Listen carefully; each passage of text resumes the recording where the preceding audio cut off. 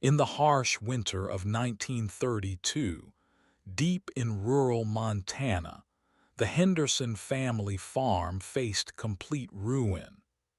After 3 years of failed crops and mounting debts, bank officials arrived with foreclosure papers and an unthinkable ultimatum. The family's only valuable assets were their 4 daughters, aged 16 to 22, whom creditors demanded be contracted to wealthy families as domestic servants to pay off the overwhelming debt. This barbaric practice, though illegal, was quietly tolerated in desperate times when authorities looked the other way. Eleanor Henderson, the eldest at 22, watched in horror as her 3 younger sisters were taken away by different families, Martha to a cattle baron's mansion, Rebecca to a mining executive's household, and young Grace to a banker's estate in the distant city. Each sister signed papers they couldn't read, binding them to years of unpaid labor under the guise of employment contracts. Eleanor remained behind, deemed too headstrong and educated by the auctioneers who feared she might cause trouble for potential employers. As winter deepened, Eleanor found herself alone with her ailing parents in their crumbling farmhouse, surviving on charity from neighbors who had little to spare themselves. The bank's final notice arrived on Christmas Eve. They had 30 days to vacate the property or face arrest for vagrancy. With no money, no relatives, and no prospects, Eleanor prepared for the inevitable journey to the county poorhouse, a place from which few emerged with their dignity intact. Then came an unexpected knock at their door. Thomas Mitchell, a 40-year-old widower who owned the neighboring ranch, stood on their threshold with an unusual proposition. He had lost his wife 2 years prior and struggled to maintain his property while raising his 8-year-old son, Daniel. Rather than see Eleanor disappear into the system that had swallowed her sisters, he offered marriage not for love, but as a practical arrangement that would give her legal protection and him the help he desperately needed. The proposal shocked everyone in their small community.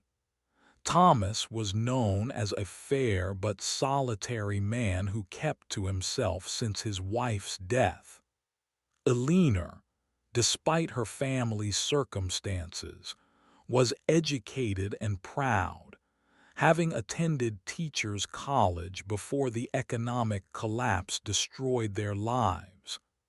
Many whispered that she was too good for a simple rancher, while others gossiped that he was taking advantage of her desperate situation.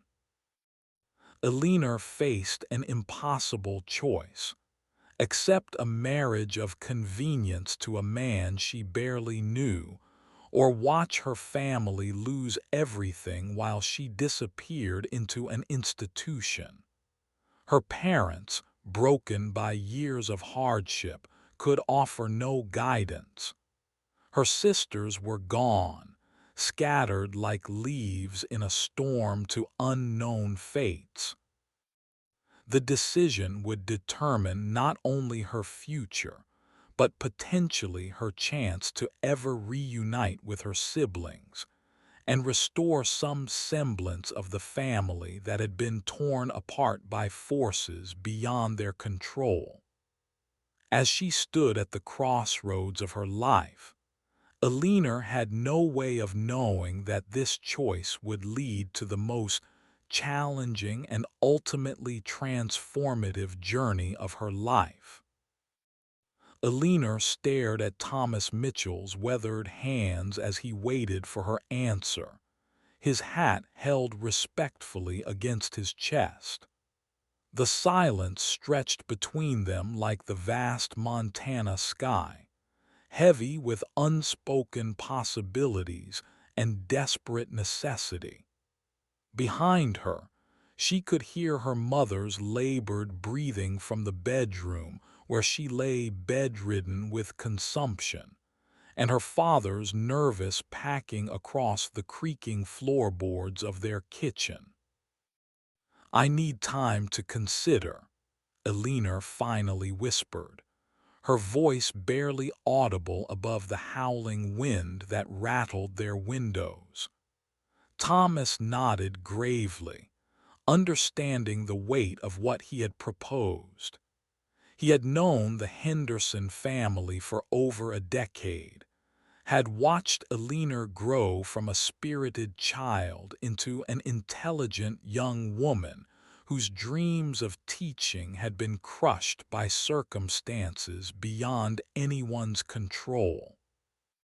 That evening, as Elinor sat beside her mother's bed, she listened to stories of her parents' own arranged marriage 40 years prior.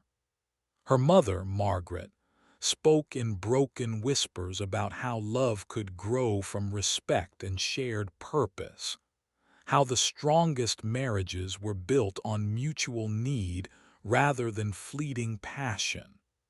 Her father, once proud and strong, now sat hunched in his chair, unable to meet his daughter's eyes as he contemplated the failure that had led to this moment. The next morning brought news that made Elinor's decision even more urgent. A letter arrived from Martha, her sister who had been taken to work for the cattle baron's family. The brief message, written in secret and smuggled out by a sympathetic kitchen maid, revealed horrific conditions. Martha was being worked 18 hours a day, fed scraps, and worse. The Baron's eldest son had begun making unwelcome advances that she had no power to refuse. The letter ended with a desperate plea for help that Elinor knew she was powerless to provide. Elinor found Thomas Mitchell repairing fence posts on his property the following afternoon. She approached him with determined steps, her decision crystallized by her sister's suffering. "I'll accept your proposal," she announced, causing him to drop his hammer in surprise. "But I have conditions."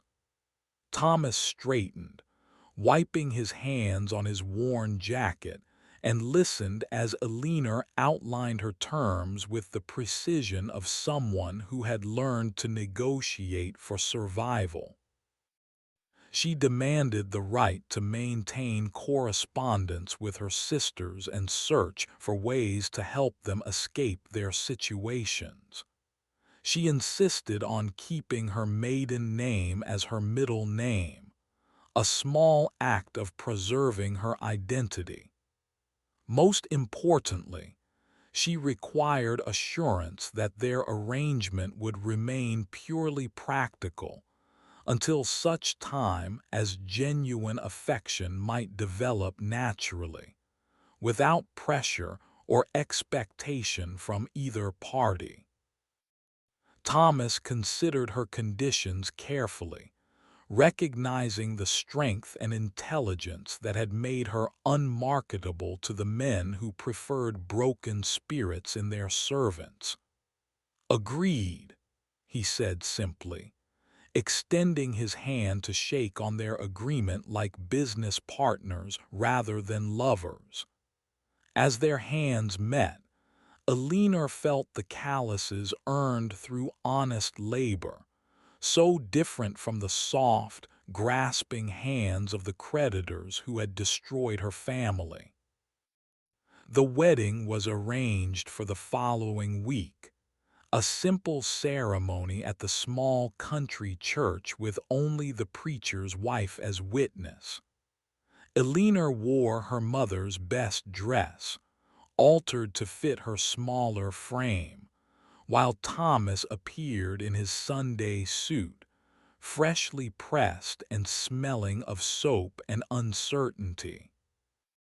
The wedding was arranged for the following week, creating a whirlwind of preparation that helped distract Elinor from the magnitude of her decision. Mrs. Patterson, the preacher's wife and the only woman in town brave enough to openly support the unusual union, helped Elinor alter her mother's wedding dress. The faded ivory silk, yellowed with age but still beautiful, required significant adjustments to fit Elinor's more petite frame. As they worked together by lamplight, Mrs. Patterson shared wisdom about marriage that both comforted and terrified the young bride-to-be. "Marriage is like tending a garden," the older woman said, her needle moving with practiced precision. "Some couples start with rich soil and gentle rain, while others must work harder to make anything grow. But the gardens that survive the harshest seasons often produce the most beautiful flowers." Elinor found herself wondering what kind of garden she and Thomas might cultivate together, and whether it would be beautiful enough to justify the sacrifice of her independence. Thomas spent those same days preparing his ranch house for Elinor's arrival. He had lived as a bachelor for 2 years since his wife's death, and the house showed signs of masculine neglect: dusty curtains, bare cupboards, and rooms that held only the essentials for survival. He found himself anxiously cleaning spaces that hadn't been touched in months, driven by a desire to make Elinor feel welcome rather than trapped in her new circumstances. His 8-year-old son Daniel watched these preparations with confusion and curiosity. The boy had vague memories of his mother, but had grown accustomed to a household run entirely by his father's practical, unadorned approach to daily life. When Thomas finally explained that a woman would be joining their family, Daniel's response was typically direct. "Will she make cookies like Mama used to?" The innocent question struck Thomas with unexpected emotion, reminding him of all the small comforts that had disappeared from their lives, along with his beloved wife. The night before the wedding, Elinor sat at her family's kitchen table writing letters to her 3 sisters. She had no addresses to send them to, but somehow the act of putting her thoughts on paper helped her process the momentous step she was about to take. To Martha, trapped with the cruel cattle baron's family, she wrote promises to find a way to help her escape. To Rebecca, somewhere in the mining executive's household, she offered hope that their separation was temporary.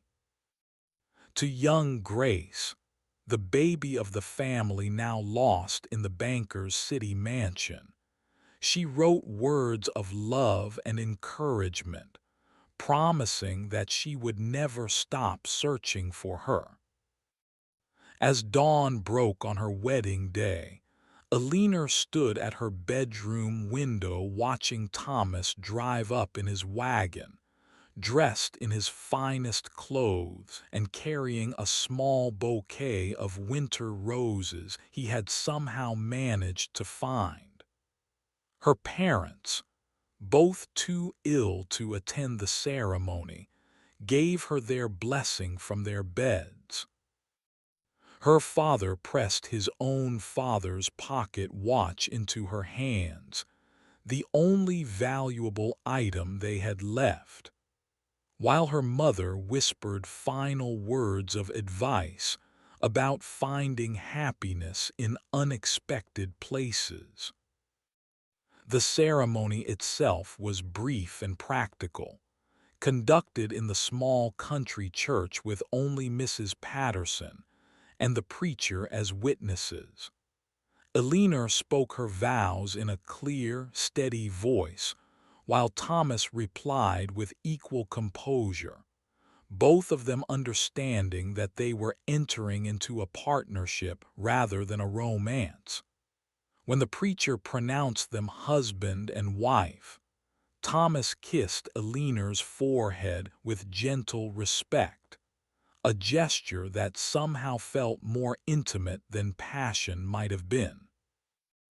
Eleanor's first month as Mrs. Mitchell challenged every assumption she had held about married life. Thomas proved to be a man of few words but consistent actions, rising before dawn to tend his cattle and working until after sunset to maintain his property. He had given Eleanor the larger bedroom that had belonged to his late wife, while he moved to a smaller room down the hall, maintaining the respectful distance they had agreed upon. The arrangement felt strange but comfortable, like sharing a house with a courteous stranger who happened to be extraordinarily considerate. Young Daniel initially regarded Eleanor with suspicious curiosity, testing her patience with the subtle defiance that children reserve for new authority figures.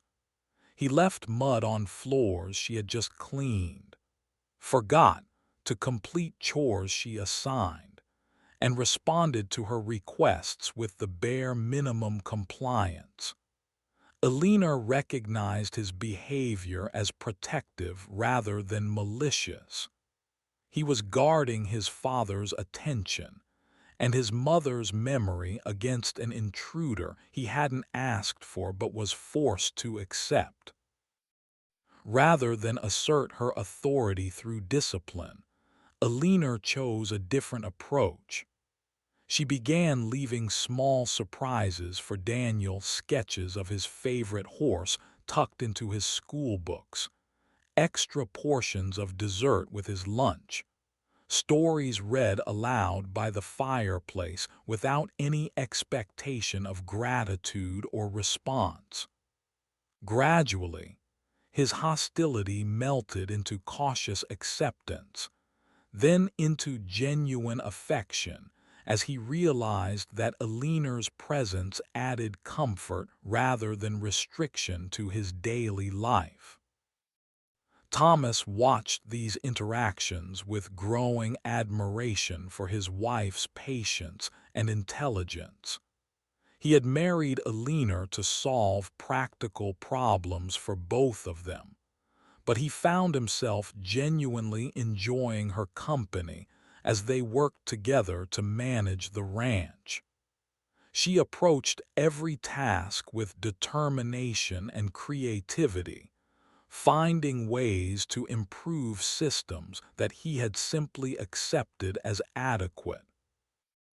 Her education proved invaluable as she helped with bookkeeping, correspondence, and planning that he had struggled to manage alone.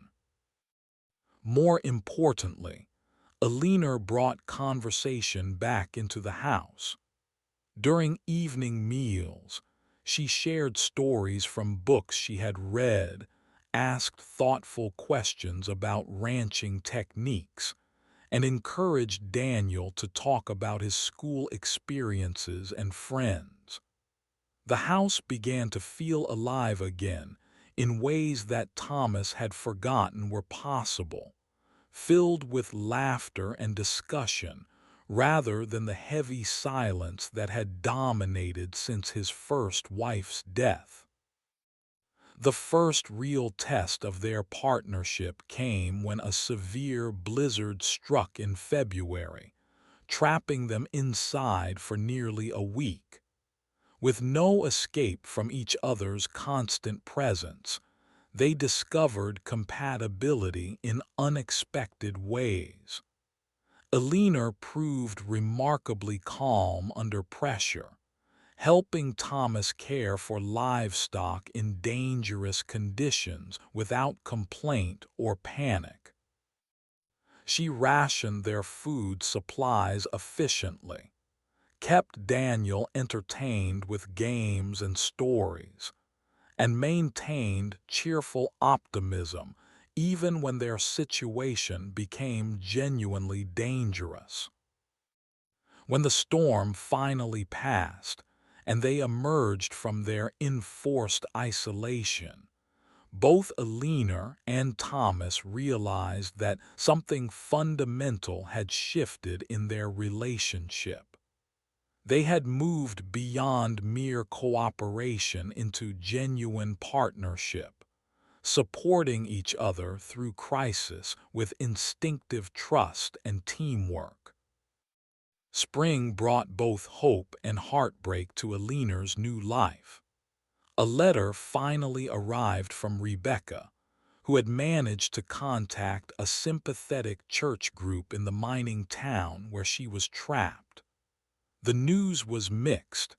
Rebecca had endured terrible working conditions, but had found allies among other exploited workers who were organizing resistance against their employers. She begged Elinor not to attempt a rescue that might endanger everyone involved, but promised to continue sending updates when possible.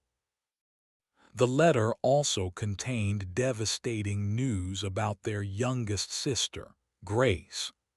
According to Rebecca's sources, Grace had attempted to escape from the banker's household and had been severely punished as an example to other contracted workers.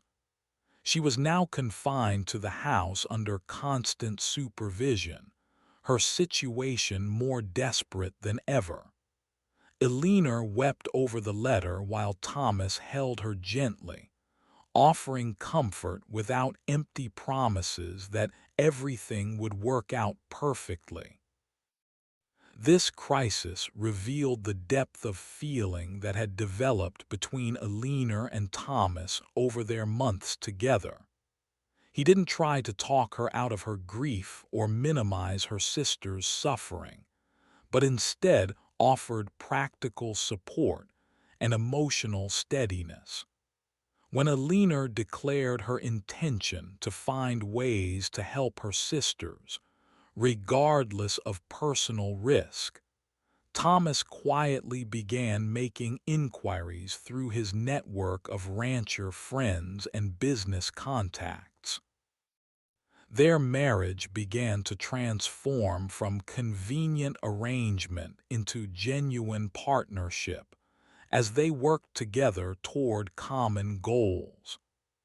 Thomas used his connections to investigate the legal status of the contracts that bound Elinor's sisters, while Elinor researched organizations that might provide assistance to exploited workers.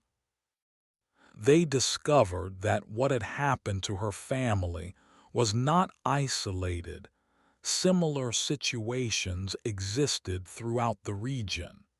Hidden by shame and legal technicalities that allowed wealthy families to exploit desperate people with impunity.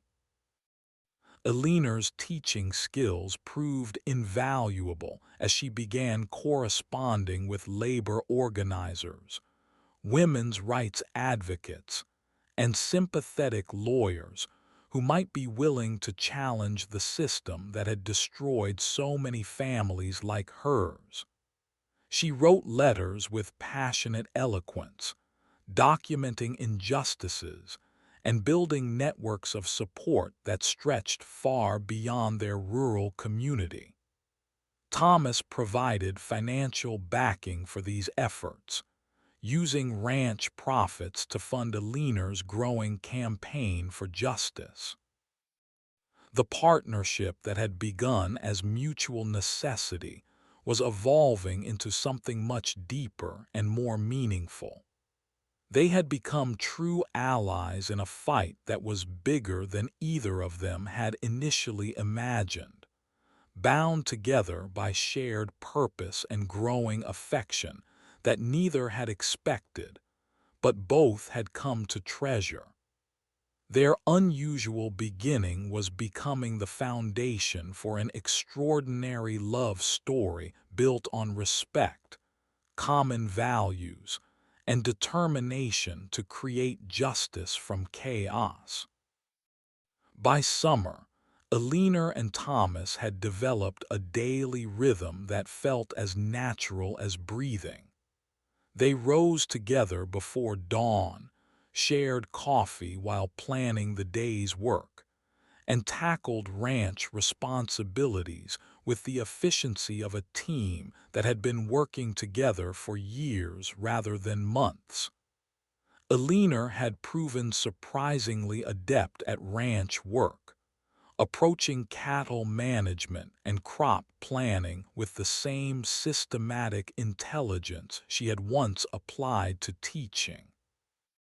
Thomas found himself relying not just on her labor, but on her insights, often asking her opinion before making important decisions about the ranch.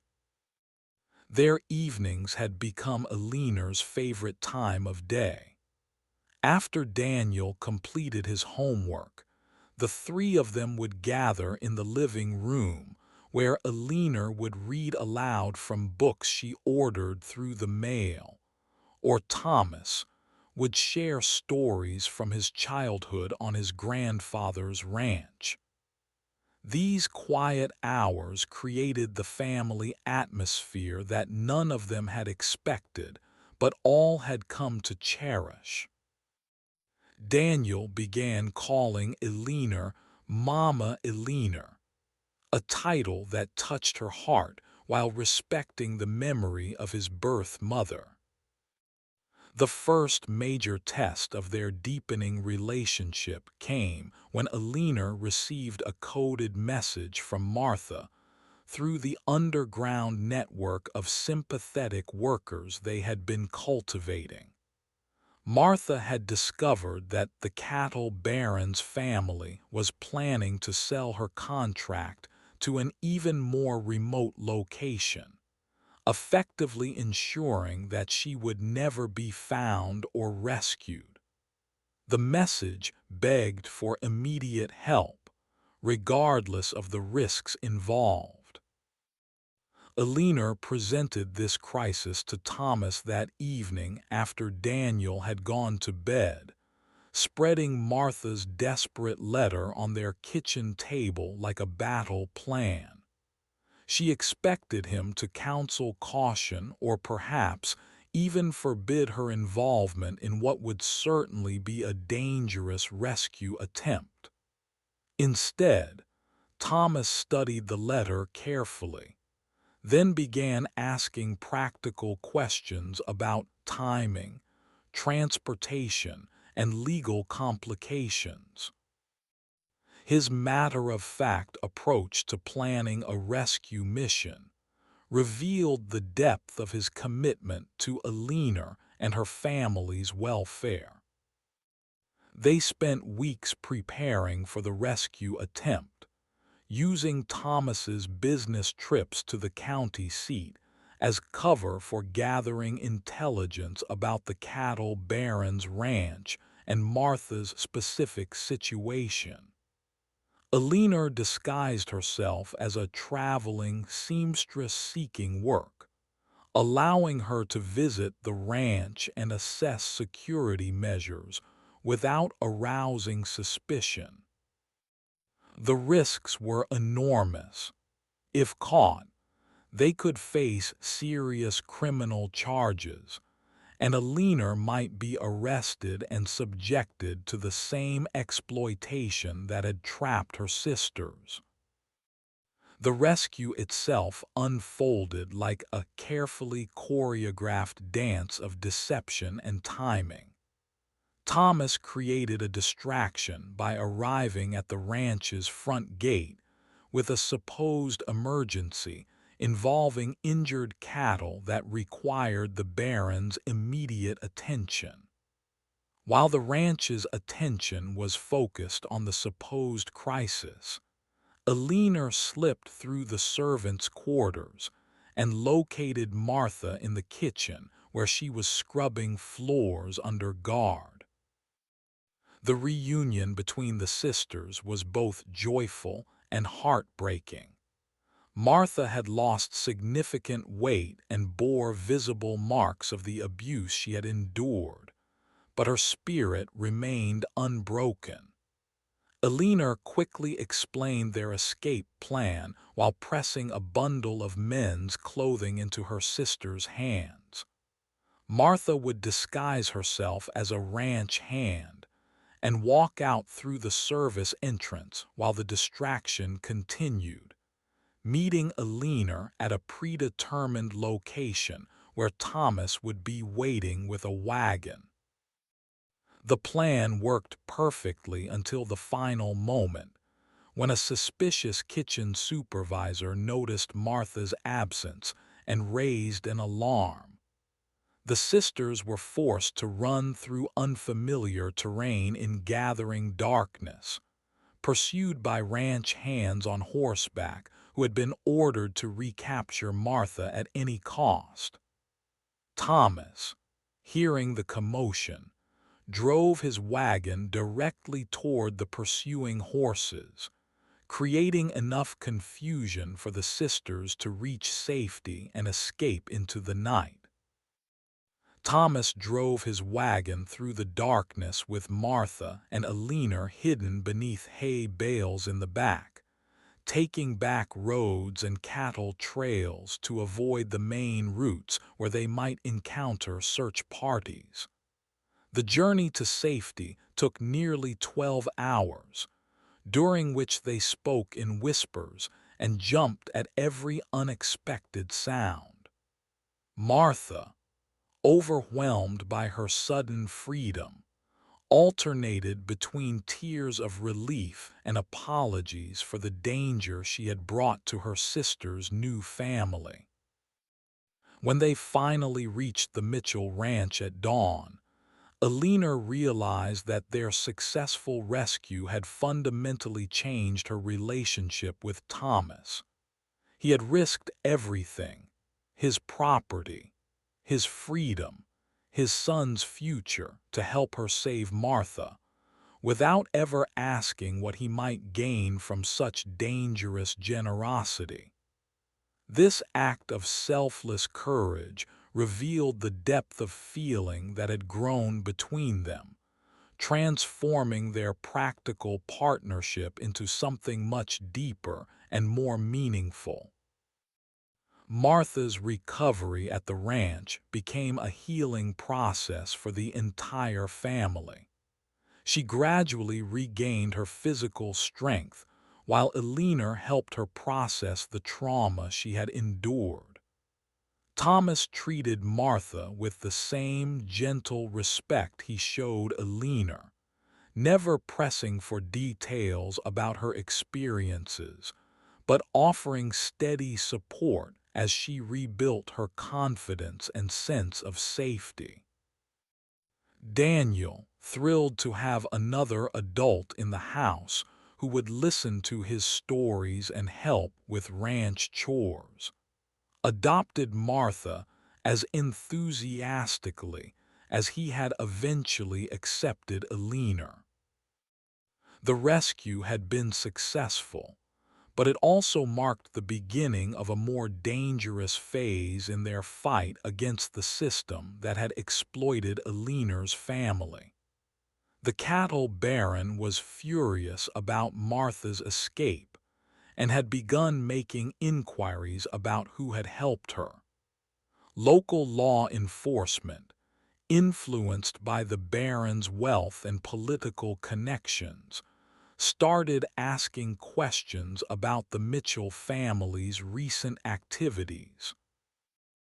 Eleanor and Thomas realized that they were now targets of a powerful enemy, who would not easily forgive the humiliation of losing his property.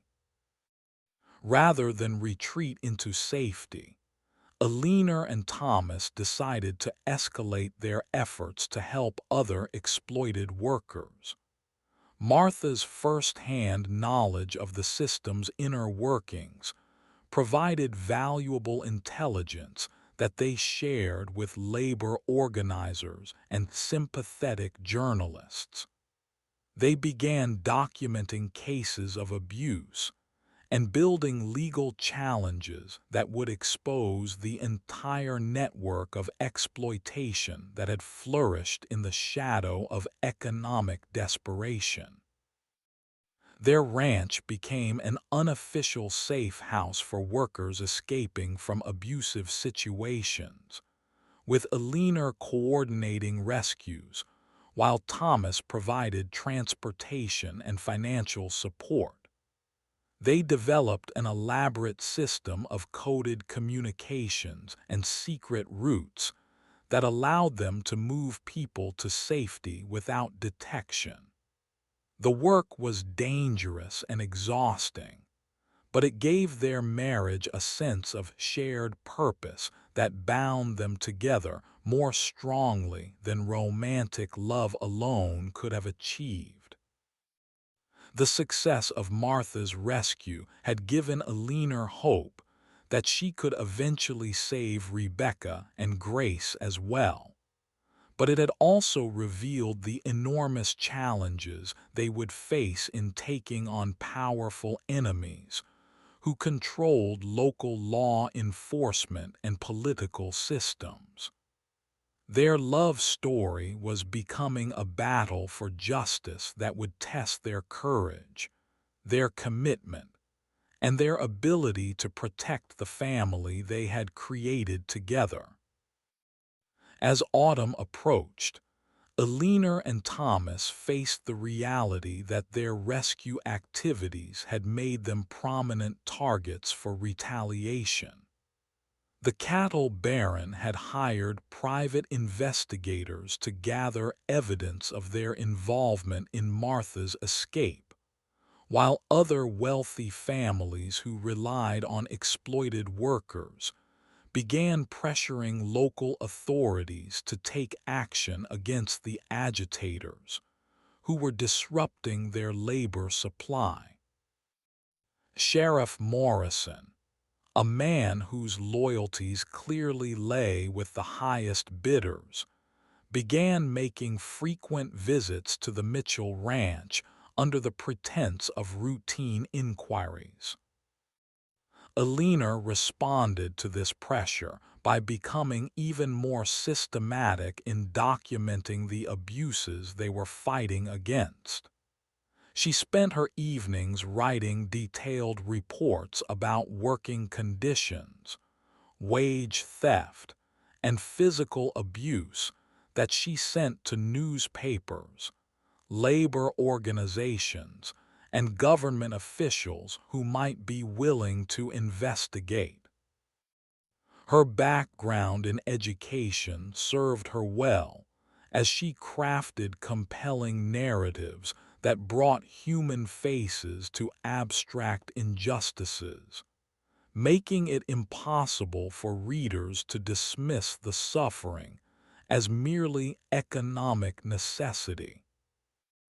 Martha proved to be an invaluable ally in these efforts, using her network of contacts among exploited workers to gather information and coordinate communication between scattered victims. She had developed remarkable skills in moving unseen through communities, carrying messages and supplies to workers who were too closely watched to communicate freely. Her experiences had left her with deep scars, but they had also given her unique insights into the vulnerabilities of the system they were fighting. The first major victory in their campaign came when Aliner's documentation reached a sympathetic federal investigator who had been looking for evidence to support a broader crackdown on labor exploitation. Agent Harrison arrived at the ranch unannounced one November morning, carrying credentials that impressed even Sheriff Morrison enough to guarantee his cooperation. Aliner spent 3 days providing detailed testimony about the auction that had scattered her family and the conditions her sisters had endured. Agent Harrison's investigation revealed that the exploitation of the Henderson sisters was part of a much larger pattern involving dozens of families throughout the region. Wealthy employers had been using the economic crisis to acquire workers under contracts that were barely legal and enforced through intimidation and isolation. The federal government was prepared to prosecute these cases under recently passed labor protection laws, but they needed witnesses willing to testify publicly about their experiences. Aliner and Martha agreed to testify, despite the personal risks and the painful publicity that would result from sharing their family's story with the world. Thomas supported their decision completely, even though he knew that his association with their testimony would make him a permanent enemy of the powerful families they were challenging. His quiet courage in standing by Aliner's fight for justice deepened her love for him beyond anything she had thought possible when they first married out of mutual necessity.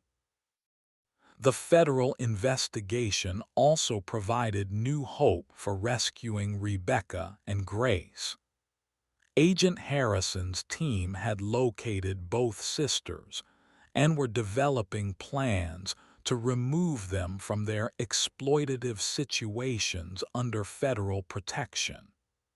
However, the rescue operations would need to be carefully coordinated to prevent the sisters from being moved to even more remote locations or facing retaliation from their captors. Aliner found herself caught between desperate hope and realistic fear as she waited for news of her sister's rescue attempts.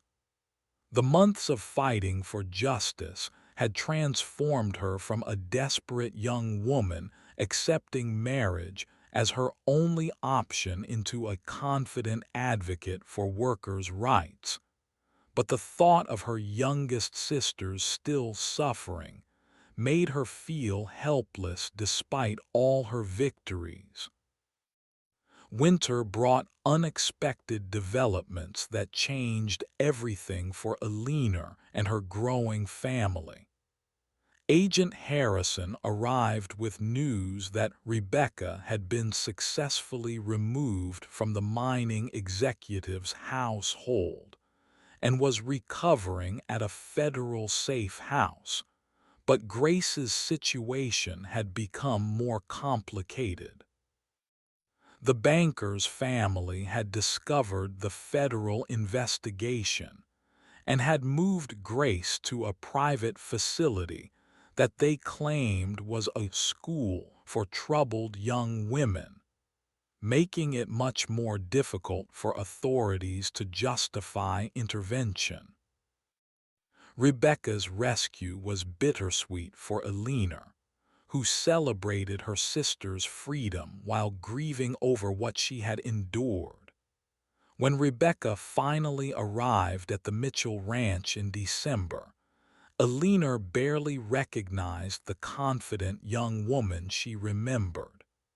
Rebecca had lost weight and bore psychological scars that would take years to heal, but she also possessed a steely determination that reminded Alina of their mother's strength in better times. The reunion between Rebecca and Martha was emotional beyond words, as the sisters shared experiences that only they could fully understand. They had both survived situations that might have broken other people, and their support for each other became a source of healing that no amount of outside help could have provided. Alina realized that saving her sisters had also saved parts of herself that she hadn't known were wounded by their separation. Thomas watched these reunions with quiet satisfaction, understanding that Alina's happiness was intimately connected to her family's welfare. He had married her to solve practical problems, but somewhere along the way her dreams had become his dreams, her family had become his family, and her fight for justice had become the most meaningful work of his life. The ranch house that had been too quiet after his first wife's death now rang with conversation, laughter, and the sounds of a family that had chosen each other despite impossible circumstances. Daniel thrived in the midst of this expanded family, gaining 2 additional aunts who doted on him while helping with ranch work and household responsibilities. Martha's gentle nature made her a natural teacher for Daniel's lessons, while Rebecca's sharp intelligence challenged him to think more deeply about the world around him. The boy was growing up surrounded by strong women and a father who treated all of them with equal respect, creating a foundation for understanding relationships that would serve him well throughout his life.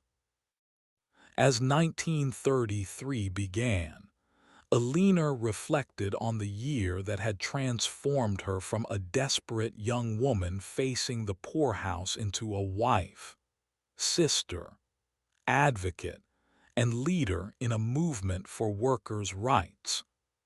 Her marriage to Thomas had begun as a transaction, but had become a partnership built on mutual respect, shared values, and genuine love that had grown stronger through facing challenges together. The fight to rescue Grace continued, but Alina now approached it with the confidence that came from previous victories and the support of a family that had proven their commitment to each other through the most difficult circumstances imaginable. She had learned that love could grow from the most unlikely beginnings, that family could be created through choice as well as birth, and that justice was worth fighting for even when the odds seemed impossible. The legal proceedings against Alina's former captors began in earnest as spring arrived, bringing with them the opportunity to seek justice not just for her family, but for all the workers who had been exploited under similar circumstances. Alina and her sisters would testify before federal courts, sharing their stories with the world and holding powerful people accountable for their crimes. The shy young woman who had once accepted marriage as her only escape had become a confident advocate ready to face her oppressors in court. Thomas stood beside Eleanor throughout the legal proceedings, his steady presence providing strength when the testimony became particularly difficult. The courtroom was packed with reporters, social workers, and other victims who had found the courage to come forward after Eleanor's story became public. Martha and Rebecca flanked their sister at the witness table, their unity a powerful symbol of survival and resistance that impressed even the most cynical observers. The cattle baron's defense team tried to portray Eleanor as an ungrateful worker who had violated a legitimate employment contract. But Agent Harrison's investigation had uncovered evidence of systematic abuse that made such arguments impossible to sustain. Financial records showed that the contracts had generated enormous profits for employers while providing workers with nothing beyond basic survival. Medical examinations revealed evidence of malnutrition and physical abuse that contradicted claims of fair treatment. Eleanor's testimony was particularly compelling because of her education and articulate description of the auction system that had scattered her family. She spoke calmly but passionately about watching her sisters being taken away by strangers, about the desperation that had led her to accept marriage to a man she barely knew, and about the courage required to fight back against people who had seemed untouchably powerful. The breakthrough moment in the trial came when Martha took the stand to describe her experiences at the cattle baron's ranch. Her quiet dignity and detailed account of daily humiliations and escalating abuse moved several jury members to tears and eliminated any remaining sympathy for the defendants. When the defense attorney tried to suggest that Martha had been treated fairly, she calmly listed the injuries she had sustained and the medical care that had been denied, creating a moment of courtroom silence that spoke louder than any dramatic outburst.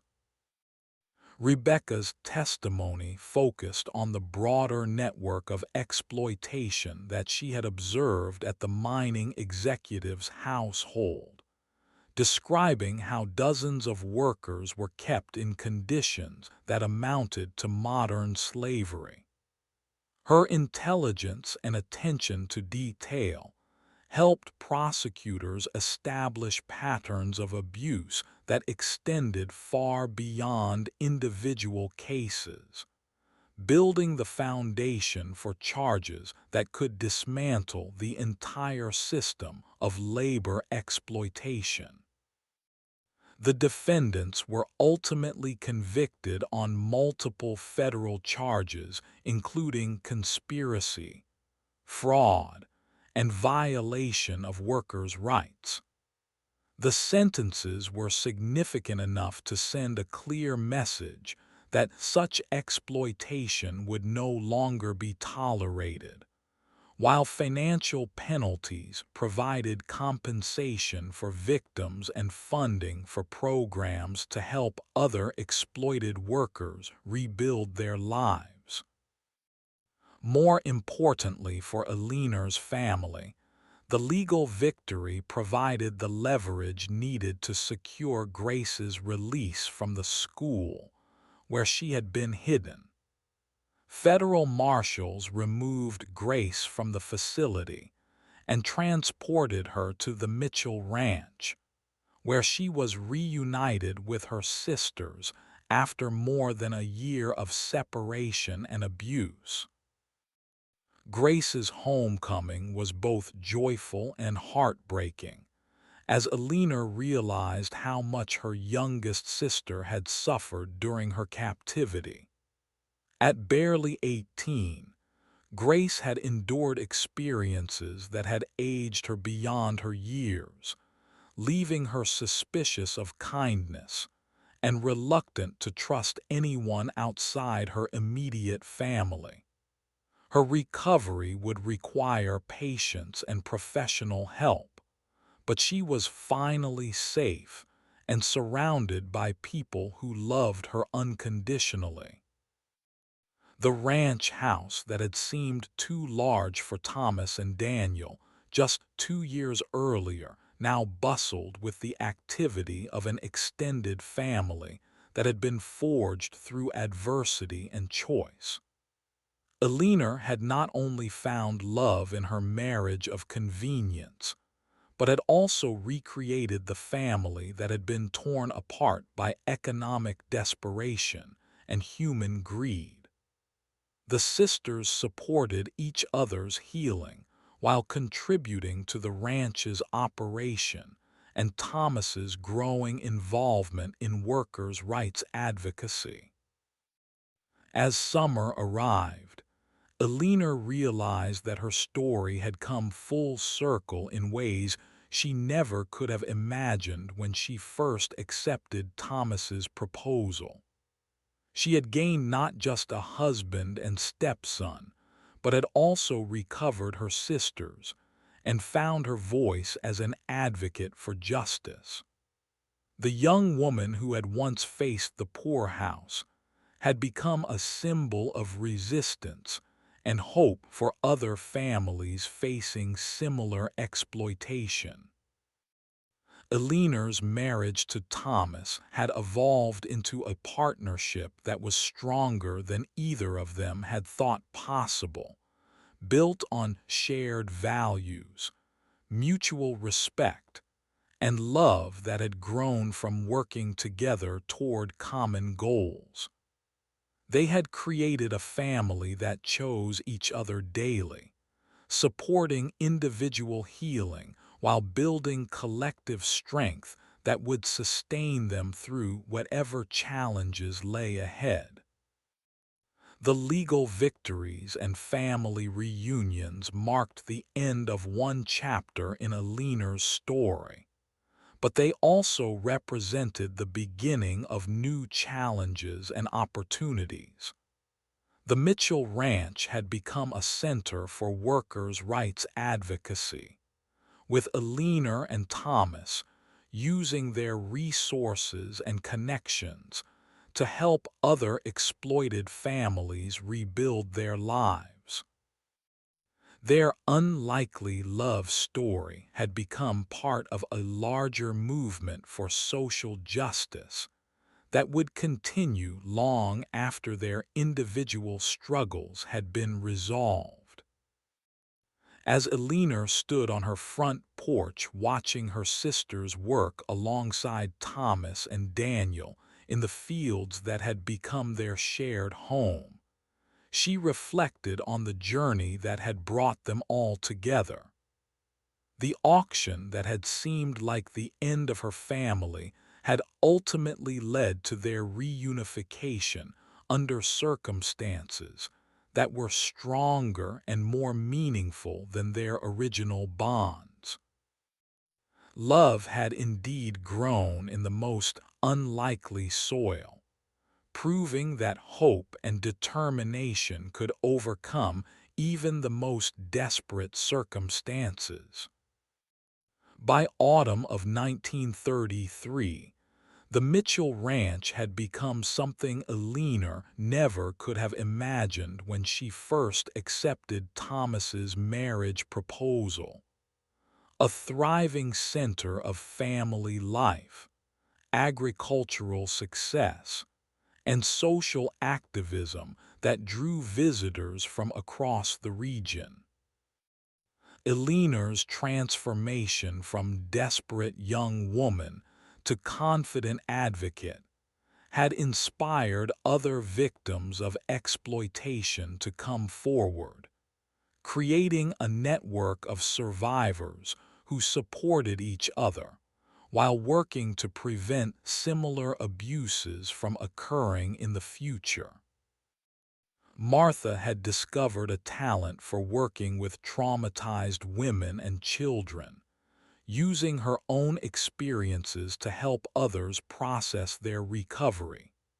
She established informal counseling sessions in the ranch's parlor, creating a safe space where victims could share their stories without judgment and receive practical advice about rebuilding their lives. Thomas built additional housing on the ranch property to accommodate women who needed temporary shelter while transitioning to independence. Rebecca channeled her intelligence and organizational skills into documenting ongoing cases of labor exploitation throughout the region. She maintained correspondence with labor organizers, government investigators, and sympathetic journalists who were working to expose and eliminate abusive practices. Her systematic approach to gathering evidence had already led to several additional prosecutions and had made her a respected voice in the growing workers' rights movement. Grace's recovery proved more challenging, as the youngest Henderson sister struggled with trust issues and frequent nightmares that reminded everyone of the psychological damage inflicted by her captors. Eleanor worked patiently with Grace, never pushing too hard, but always offering gentle encouragement and unconditional love. Thomas arranged for Grace to work with the ranch's gentlest horses, discovering that caring for animals provided therapeutic benefits that human interaction couldn't match. Daniel, now 10 years old, had grown up surrounded by strong women who treated him as an equal rather than a child to be coddled.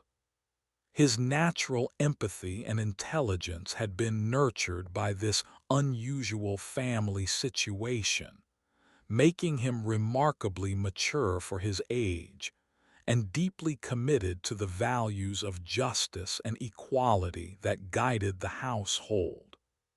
Eleanor often marveled at the young man he was becoming under Thomas's steady guidance and the sisters' loving influence.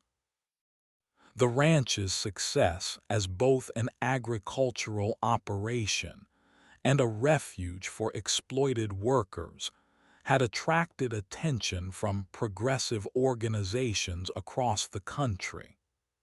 Eleanor found herself invited to speak at conferences and universities, sharing her family's story as an example of how individual courage could create systemic change.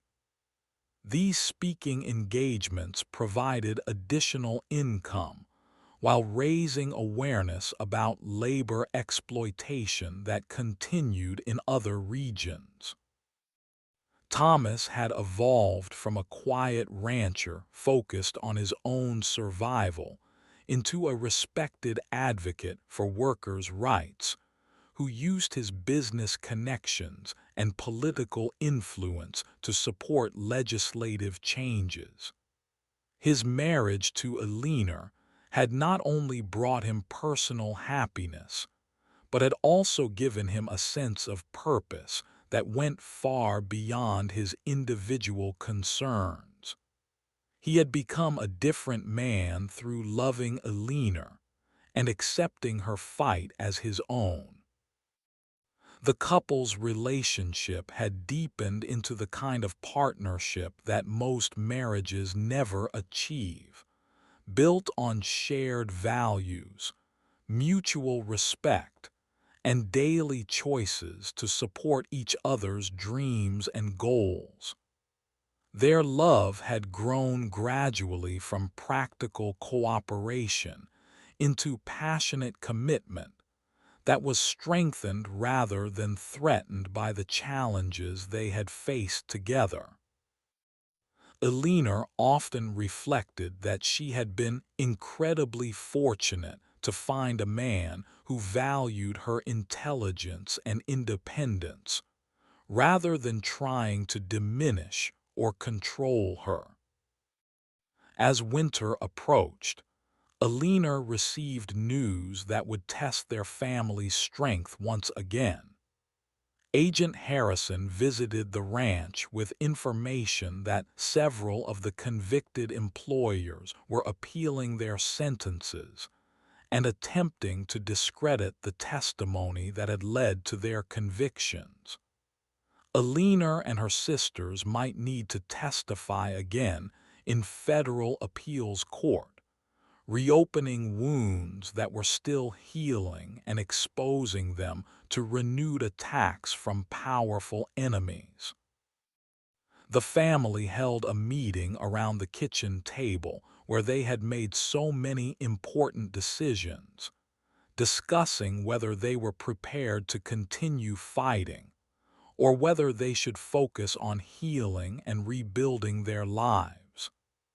Elinor was torn between her desire to protect her sisters from further trauma and her conviction that they needed to see justice through to its completion, ensuring that other families would be protected from similar exploitation. Martha spoke first, her voice steady despite the fear Elinor could see in her eyes. She believed they had an obligation to other victims who were counting on their courage to maintain the legal precedents that had been established. Rebecca agreed, arguing that backing down now would encourage other exploiters to believe they could outlast their victims' determination. Grace remained silent, still too fragile to make such a momentous decision, but clearly terrified at the prospect of facing her captors again. Thomas listened to each sister's perspective before offering his own thoughts. He reminded them that,